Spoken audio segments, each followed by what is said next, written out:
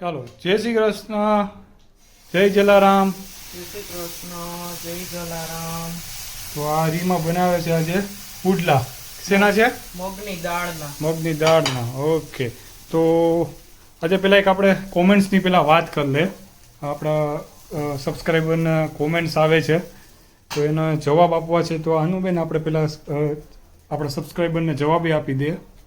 તો વાત છે કોમેન્ટને આજે જવાબની કે ભાઈ મમ્મી તમારી સાથે નથી રહેતા. તો અમે કહીએ કે ના, મમ્મી ત્યાં કોડીનાર રહી છે ને અમે અહીંયા રહીએ છીએ. મારો બિઝનેસ અહીંયા છે, પપ્પાને બિઝનેસ ત્યાં છે, બરાબર ને?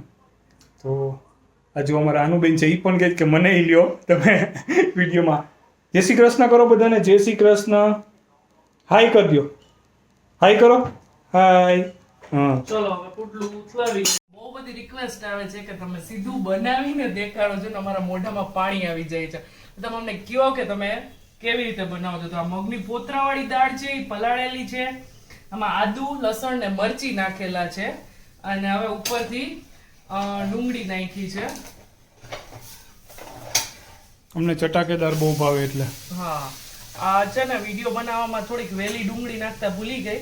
બાકી એકદમ થોડીક આમ દબાઈ જાય, આપણે ઢોસામાં કઈ રીતે હોય એ રીતે. પણ હવે થોડીક દબાવી દેશું. ચાલો તો એક પુડલો ઓલરેડી ઉતરી ગયો છે, બતાવું તમને. જો આમાં એકદમ સરસ બેસી ગઈ છે.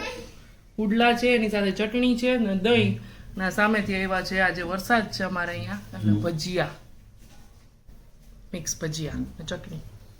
ચાલો તો બધા ચાલો અમારી સાથે આજે જમવા.